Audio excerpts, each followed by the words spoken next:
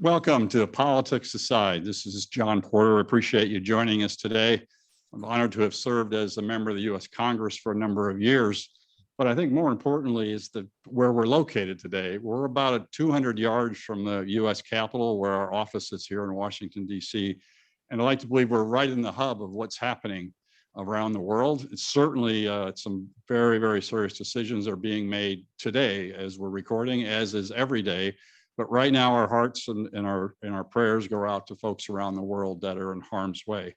But literally, we're right across the street from the Capitol, and every day when I look out the window or walk outside, I stop and realize how many people have walked by this property and who they were through the years. And no, I wasn't here 200 years ago, but there were a lot of folks from the founding fathers of our country to leaders from around the world that have walked up and down this street of New Jersey Avenue going to the U.S. Capitol. So with us today is two really special guests, and I'm going to get into more details here in a moment. But what Tim and Ardie have brought to me in my world, I think I'd like to share just for a moment with the Music Maker Foundation. I've known Tim and Denise Duffy for probably 17, 18 years, who founded the Music Maker Foundation to help individuals that need help the most, musicians that need help the most from around the country, and have helped close to 500 musicians. And I suspect it's even more than 500. But the impact that Music Maker has had on my life, and certainly my friend Ardie Dean, who is on the call as well, really has changed my perspective on public service. It's changed my perspective on business, and it's changed my perspective on things that are really important that sometimes don't get elevated to the position of prominence that they should be. So as I mentioned, we're here today at All Politics Aside to talk about an organization called the Music Maker Relief Foundation. As I mentioned, founded by Tim and Denise Duffy, good friends, in 1994, have helped, again, 500 plus musicians. And I shake my head and scratch my head at all the folks I've had the honor to meet and to talk to. The goal, and I know Tim's going to talk about it a little bit more here in a moment, but was to improve the lives of musicians, whether it's blues, gospel, string, folk, or Native American, to name many of others. Tim's goal and Denise's goal was to really elevate the roots of American music. And that has been a sign of success. Had the opportunity, again, to even play with some of the musicians. I'm a struggling musician and have played with Ardie in different bands for probably 200 years, right, Ardie? But again, it's important for me to share this mission because I'm not sure who else can do this or is doing it. The target audience, the target folks that we're trying to help at the Music Maker is 55 plus. Yes, we all fit into that on the call today. Under $25,000 a year in income, and have been marginalized by race, by creed, by gender. And Tim and the Music Maker Foundation has literally gone out of its way for so many years to make a difference. Music Maker has a professional board, of course, non-paying board of volunteers, but also an advisory board that is pretty impressive, from Bonnie Raitt to Dickie Betts to Jackson Brown, Taj Mahal, Kenny Wayne Shepherd, Derek Truck, Susan Tedeschi, Pete Townsend, and founding board members were B.B. King and Levon Helm. I am really honored and excited to introduce two of my good friends that really need your help and support as they can help other individuals that are true artists and need assistance every day. So with that, Tim Duffy, I'm excited to say hi. I'm excited to have you on the program.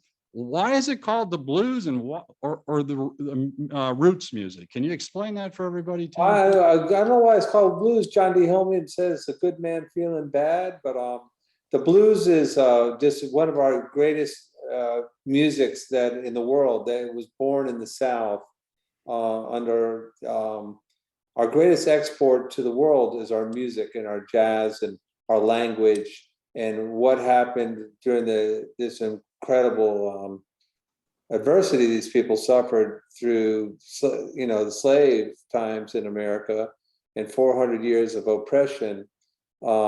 These people have, constantly, these small communities in the South have created our most vibrant musical expressions in the world. And that's blues or jazz or old time fiddling music. It's been a great melting pot.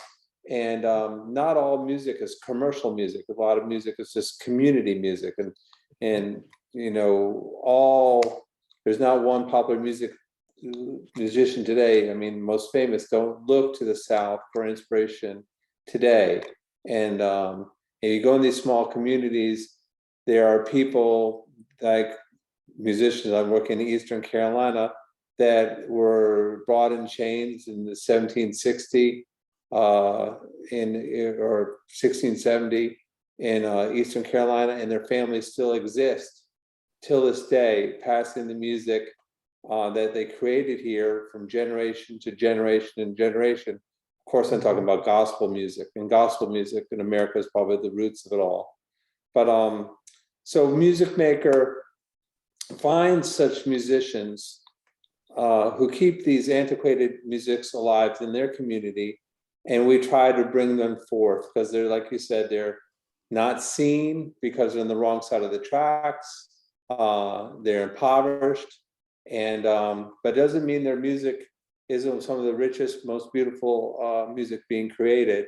And so we can help. A lot of these artists are living on $7,000 to $10,000 a year, and so there's a lot of food insecurity, prescription medicine insecurity, housing insecurity. So we help with getting a prescription medicine, have to identify or help get a new roof, help get a car. Then we have professional development where Ardie comes in, and we've Ardie and I produced over 200 records for artists, and so they can be heard. And then we do education where we do exhibitions and performances. We've done over 50 museum exhibitions with photography, and Ardie has traveled, and I have traveled from Australia, all over Europe, South America, Central America, all over the States with our Music Maker Blues Review, and constantly launched artists into the mainstream, like present day, if they can leave us, like Robert Finley or the Carolina Chocolate Drops. So I can say without a doubt, the music that Ardie and I have nurtured has gone on to change culture and help people understand who we are.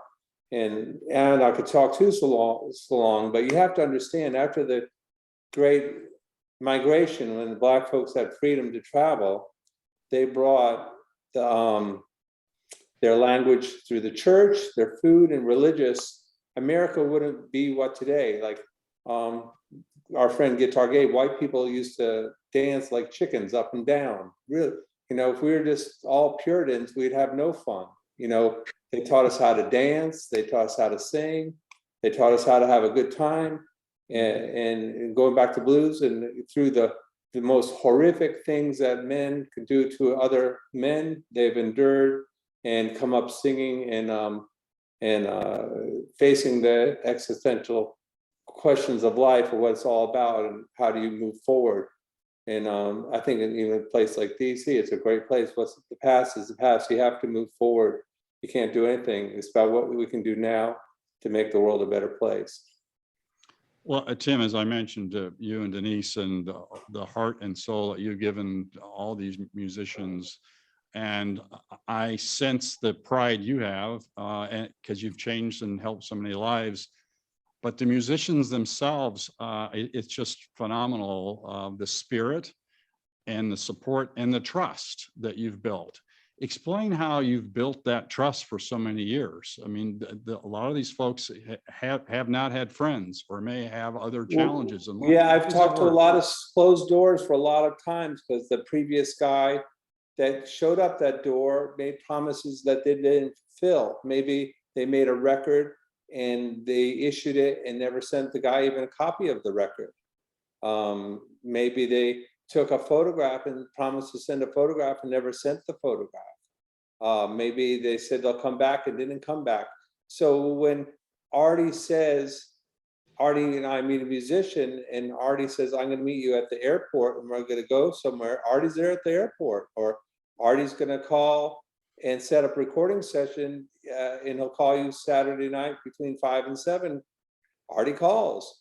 And every time you have to do that, or if you could say, I'm going to, you know, and what the difference, maybe what music maker looks, what folklore, a modern day folklorist, what maybe we do is different than anthropologists. They're not our subjects, you know, such an awful word. They're our partners. And there's a lot of discourse, like to change the world, you have to partner with someone. And if you have a business partner, like if you're running a shoe shine store or a Kmart, and you have a partner, someone has to show up to open the door. You have to trust each other to show up and work together. And so, especially Ardie and I, we there's a lot of people we don't work with, and we work hard to find the people that really we can build trust with, who want to have their message, who want to reach across lines and shake each other's hands and walk together to change the world together, because it takes a lot of work. And so over the years, Ardie and I have developed a lot of, we've gone down some bad roads, you know, it's never easy, that not bad roads, roads that didn't work out or roads that veered off, but we really work to find partners that trust us and work together. Essie Mae Brooks, who calls Ardie every day, I met her in 1994. She must be 90 years old and thinks she hasn't missed a week and she hasn't spoke on the phone with Ardie, you know?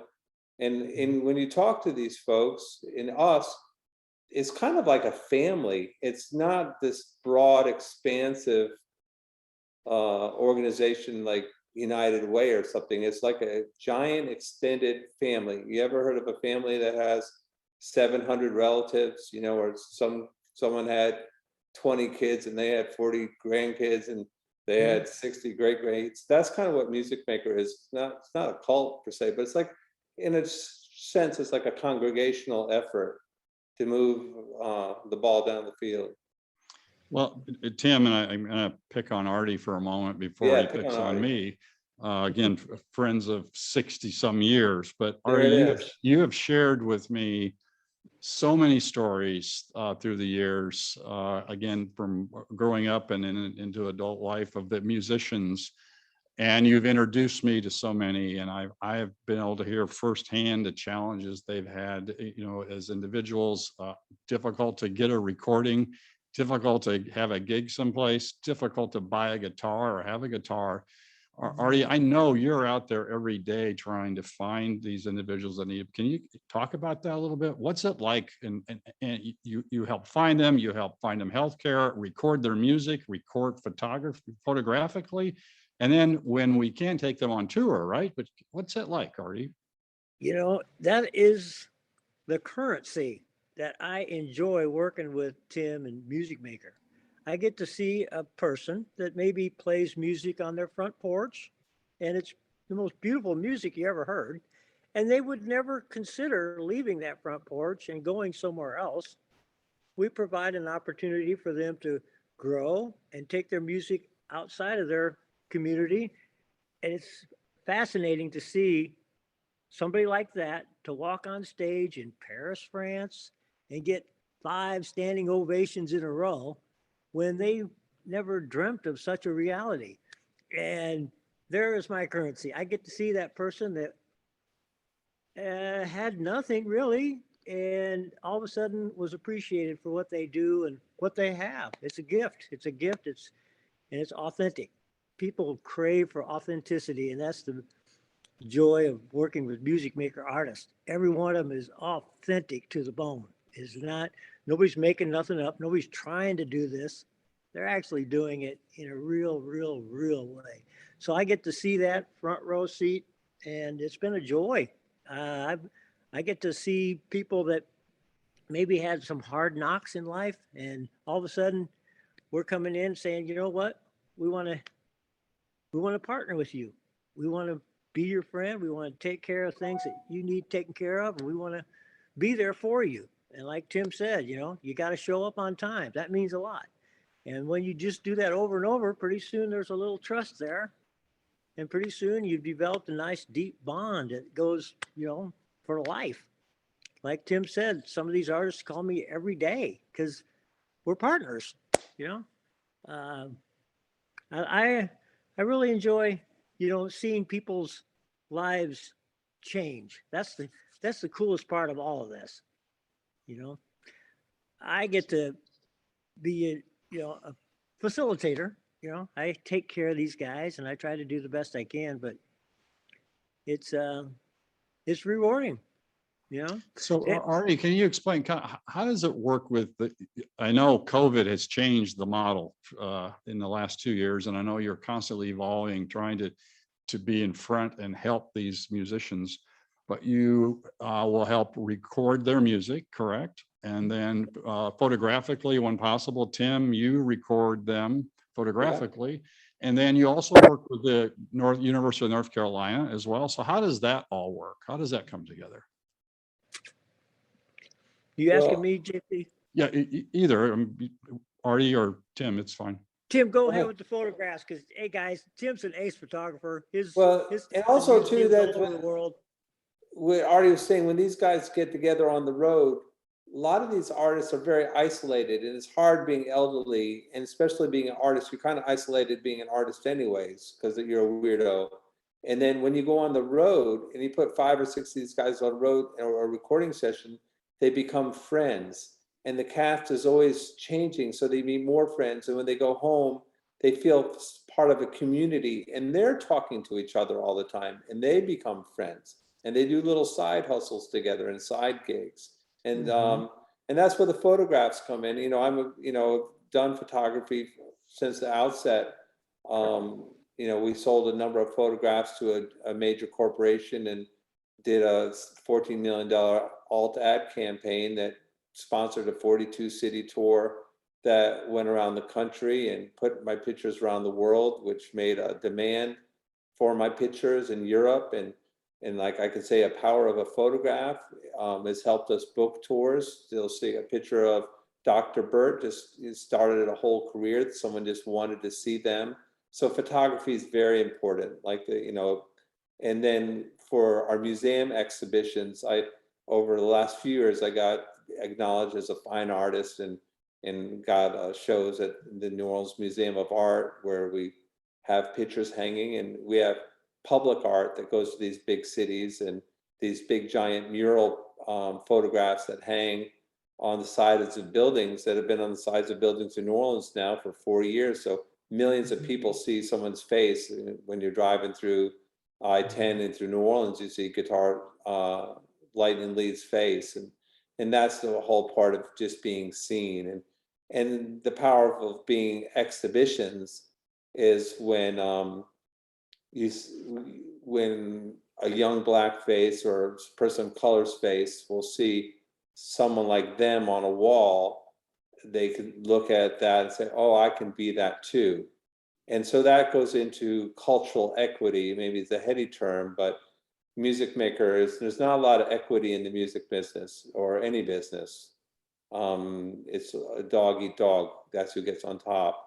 So there's not access to get on the radio waves. There's not access to be in the museums. There's not access to be recorded.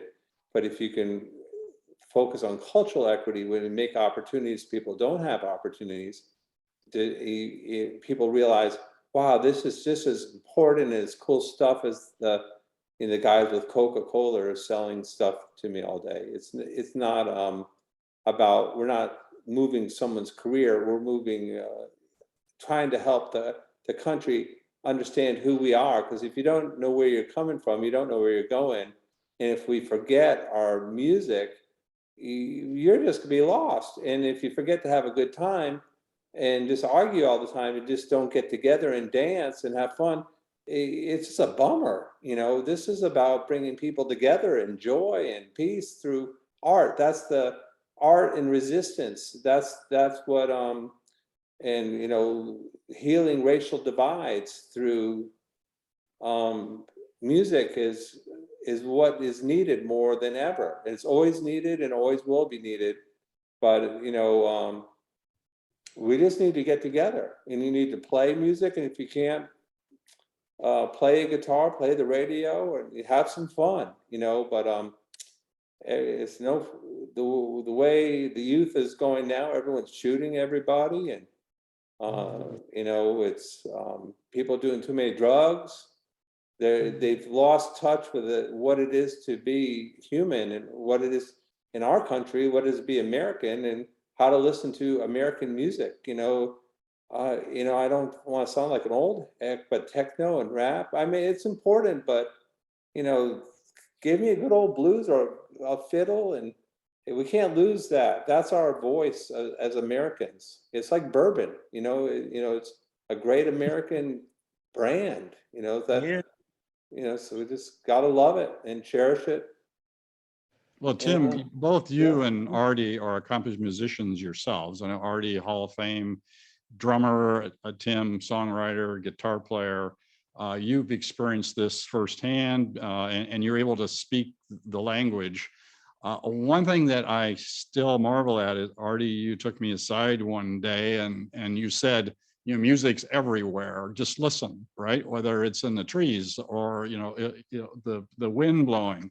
And what I appreciated is, Ardie and Tim, being able to share some of that with your musicians, where in the mornings, the musicians in the communities that we were in the morning, they would, with Ardie's leadership, they would teach a class at a school so young people understand the music and get to know the musicians and get to know the vision and the passion. And then as the day would evolve, and then play at a concert someplace and share that story. And again, whether it was at the Lincoln Center, was I think the last time that I was able to share in your exhibition. Oh, awesome. What you've done is created a platform. But what needs to happen now, Tim? What needs to happen to make sure that we keep the roots of American music alive, and that our young people and even more adults understand and appreciate this music? Oh, I wish, well, it'd be great to have a great in Washington, to create a new deal. They used to have, support people like me, and, a bill be Congress to have 30 or 40, 50 people like me that were running around neighborhoods and recording them, and putting storing all this information at the Library of Congress. We still go back to all that great work, Walker Evans, his photographs, and Dorothea Lange, and Alan Lomax and John Lomax. They changed the nation through the New Deal, and we always going back to that work. So in Washington, that's what they need to be doing, for making it possible, and instead of going through all the and learning about all the other new musics are here. A lot of people from around the world are coming. A lot of Spanish people are coming up, from Central America and South America and Mexico, and they're bringing their musical traditions here. At least in the South, in North Carolina, it's changed greatly, and we need to be documenting what they're doing and how they're changing in us, because they're here and they're making music, and it's affecting us, and we need to know more about it and help them and get equity in the great American dream. And they're bringing something to the table, and it's good, and it's going to make our lives better. Like, I don't go on a Spanish trip, but North Carolina used to have no Mexican food. Now we have Spanish food at every exit, 5 or 6 choices. And the music, you go on the radio, there's a bunch of Spanish radio stations I enjoy around here. I don't know anything about it, but I wish we had you could take the model that Music Maker uses and overlay it over a lot of different cultures and help people that way. I think that would be a great big idea. And if you went bigger, instead of sending troops around the world to blow people up, if we sent troops like when I grew up, the Peace Corps was a wonderful thing. And, and when we sent people around, our youth around, to learn of other cultures and help other peoples. What if we sent people around to sub-Saharan Africa and around just to collect music and put it on a global jukebox, so we have these means so we could all interchange and play music together internationally, those would be good ideas, Congressman, to take Well, and to it's some an senators there. international language, Tim. Yeah, and get it funded and get people, get some big guys, instead of having to try to sell records. Like, how many more records we have to sell? How many? Who cares about people's careers? We have to get beyond that and talk about culture and the importance of large groups of people and how we can further everybody instead of this individuals, like this star culture we're in, where how many millions of dollars does Beyonce need? I mean, who cares? I love her, but Yeah. enough's enough. Spread it around. Well, you mentioned DC, which is again where we are today. You're, in Hillsborough and Ardie's in Alabama. We first met here in Washington, DC, and it was when there was congressional blues concerts awesome. that were happening. And our goal is to build up that momentum again, to have another that'd be congressional so blues cool. concert.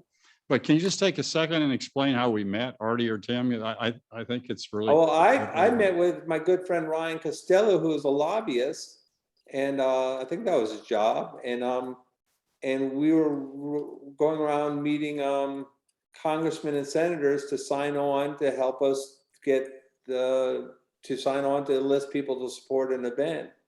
And I look on your desktop, and there was a picture of my best friend Ardie Dean. He said, "No, that's my best friend, and you upped me by 15 years. You knew him since he was a kid." I thought he was Ardie Stretzenberg, Tim. I didn't know he was his artist. Now that he's a big time artist, I didn't realize. He didn't even know who Ardie Dean was. No, I didn't, but I knew he was. But I knew a man star. of mystery. Yeah. So I knew he was a big star. That was amazing.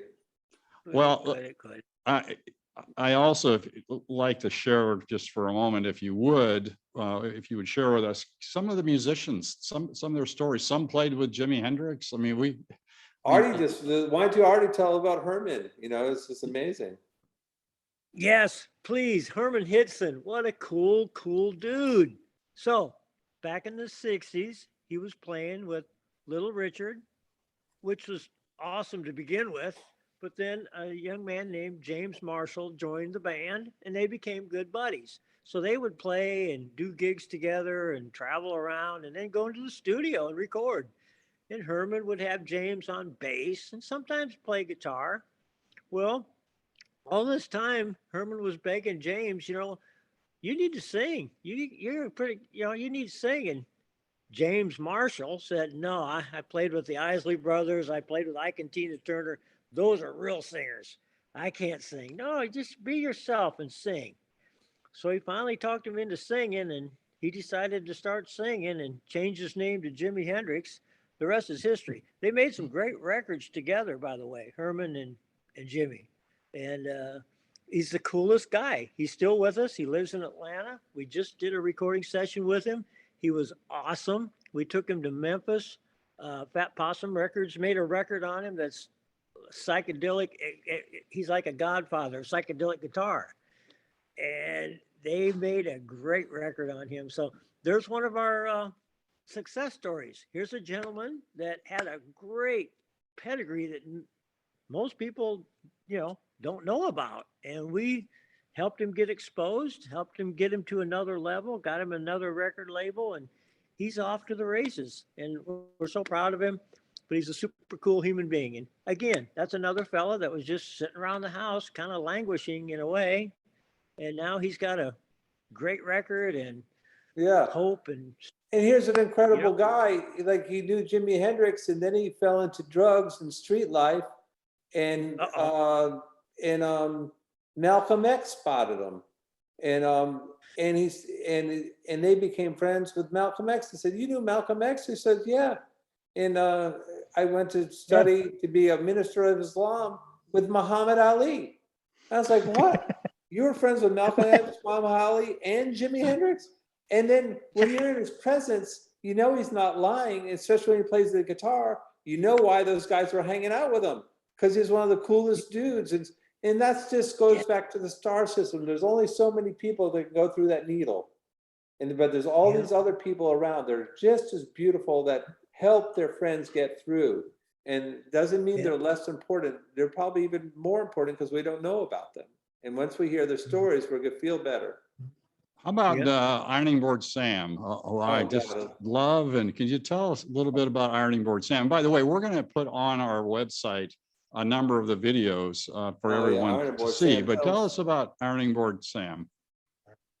Ardie. There's a story. There's a story there. What a phenomenal artist, an Real eccentric, artist. amazing human being, amazing human. Just to start there, but he's a legend, a very living legend, and New Orleans just adores the man because that's where he spent most of his career, and he made phenomenal shows that people still talk about that he did back in the 70s, and he was just legendary. And we were very honored to have him a part of Music Maker. Tim found him living in a trailer out in the woods in Bum, Egypt, North Carolina. And Tim went in there and asked him, "What are you doing, Sam?" He said, "I'm just waiting to die." And Tim says, "Well, why don't we buy you a little piano? Why don't we make a little record on you?" And next thing you know, Sam is playing at Jazz Fest, touring the world, doing television commercials. I mean, there it is. A man went from despair to hope, success. I mean, what a Why is he story. called Ironing Board Sam? I know the answer to this, but explain how that works, if you would, please. You go, Tim, tell Well, me. he played the guy invented the first electronic keyboard because he needed to, and it was a series of buttons that he knocked on a wall with all these telephone cords to these tubes, and he had rings on his fingers, and he touched these things. He made this the keyboard, and he put it on an ironing board, and he felt so ashamed. He made like a crater on it, make it look like a Hammond organ. But some little little boy at a show lifted up his curtain and said, "Man, he's nothing but an ironing board." So they got the moniker Ironing Board Sam. And Ironing Board Sam's still with us. You know, he had a stroke right before he was on the verge of huge success. And we helped him move back to Montgomery, Alabama with his daughter. And he's an example that we give him monthly support. He lives on a very meager Social Security check. And every month we send him a few $100s, and we stay in touch with him, and we help buy furniture. And Ardie wants to visit him, and he's still very much appreciative of and part of our family. So that's kind of our thing. You know, you meet these artists at 75. Most, you know, young artists, they get started at there's 19 or 20, maybe they make it to 30. We have to meet someone at 75 and get them on the road by their 76, 77, 78. And inevitably, sometime around 79 to 85 or 86, something happens and they can't tour anymore. And that's the fearlessness that really adores me. Most times, even as I get older, I am less adventuresome. These guys at 80 years old are hopping on a plane for the first time to go to Australia. Wow. Amazing. You know, so it kind of it blows your mind. Do you think how fearless these guys are? And that's another thing about a lot of them they have incredible Christian values, and they don't fear death. And that's one of the great life lessons. Most of these artists I've always amazed that death doesn't faze them, or sickness doesn't faze them, or adversity doesn't face them. Maybe that's a spiritual thing they have, but it is something. When you say Ardie is a common Yeah. thread, Yeah. that these people are fearless. They're not scared of not having money. They're not scared of being discriminated against. They're not scared of anything. They're beyond fear is like one of the small. They're just amazing human beings, you know. And I know that we're running a little on time, but there's two more things I really think I would love to have you share. Tell us about Freeman Vines and what's happening with Okay, that project. Freeman Vines. See these guitars? This is a picture I took of Freeman Vines guitars. And they were these laying on the yard. When I met Freeman Vines, he's an artist, visionary philosopher, and African-American luthier living in Eastern North Carolina.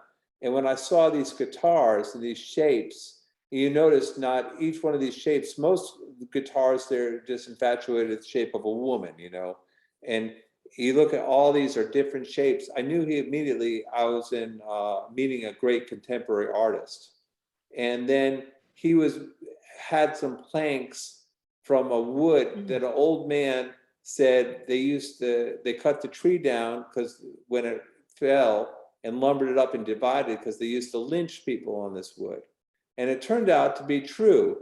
And they lynched this guy named Oliver, more or less, and probably according to folklore, this was the hanging tree.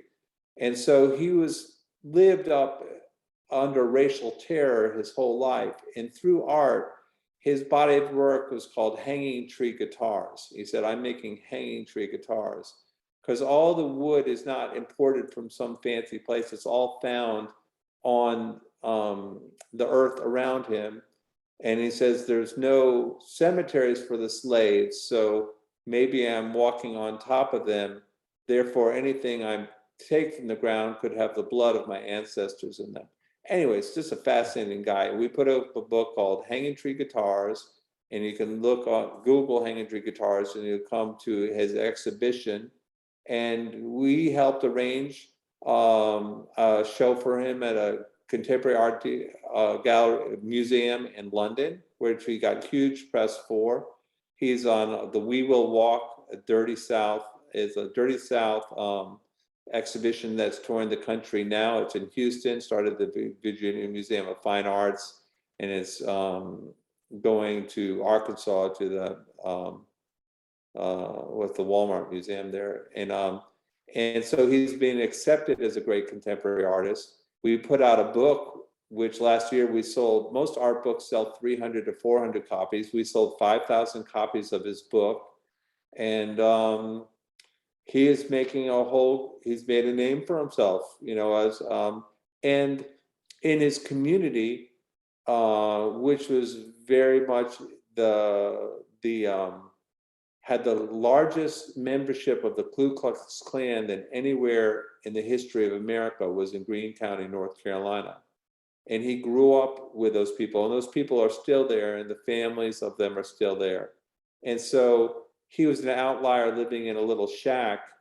Now he's had a museum exhibition in his hometown, written about throughout the world, sold all these clubs. Music Maker took the money and bought him a building in downtown Fountain. And he has a workshop in downtown Fountain. The postmaster of the town feeds him every day. School kids galore know who he is in his community.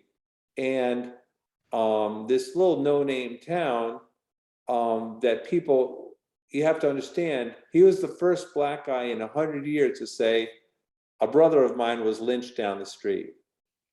It's like a Bob Marley kind of thing. He had the audacity to bring that conversation in this small little town. Now everyone talks about it, and you can't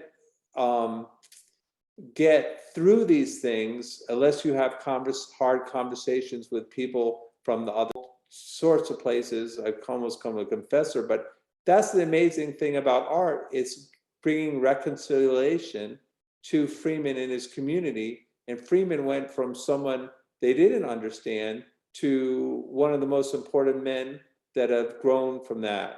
And then he introduced us to the Vine sisters. His sisters had a gospel group that's been together since 1958, which led to us getting tours with Switzerland and around America, which led to a record company coming out and recording a concert called The Sacred Soul of North Carolina. And there's a great group called the Dedicated Men of Zion, which they're nephews that have a great record they're just coming out, and Johnny Ray Daniels. So a whole host of activity has come from just this picture, and Freeman's word. And this is the kind of work that we like to do. Going to, places that, between Raleigh and Wilmington in North Carolina, everyone just is a drive-by. It's vast, it's very impoverished agricultural places, but there's interesting things going on everywhere. Everybody is somebody in this world, and there's a lot of great artists everywhere. You just need more time and more time, more people like Ardie and I. That's, John, you have to talk to the Senate and the Congress and get a bill so Ardie and I can run 50 to 200 of us to run around the country to tell these real stories and collect these things. Because look what two little guys have done in 30 years. What if we had finance and power and your access to it? So walk across the halls when they No let you do pressure. that and get some bill, go talk to the president or the past president, get him to talk about something different and help us. Well, in this world today, your message is more important than ever to be shared with, the folks that are making decisions on Capitol Hill and in state capitals and communities. I'm hoping that you'll join me again sometime. There's so many things to talk about. The Music Maker review that is phenomenal, where you have musicians from the turn of the century up to today. But as I said in the beginning, Ardie, you're an icon in our family. And I know we're blessed to be able to talk at least every week or two. My family sends the best to you and Tim. Thank you so much, John, for your support. Thank you. Make sure musicmaker.org. Okay. Musicmaker.org. Not or makers. Google hangingtreeguitars.com. Awesome. Hey, I love you guys. John. Thank you look forward to see you soon. Okay. Anyone can call me up anytime. Thanks, My number's on the That's website. great. Thank All you. right. Love you guys. Bye. Take care. Thank you. Bye.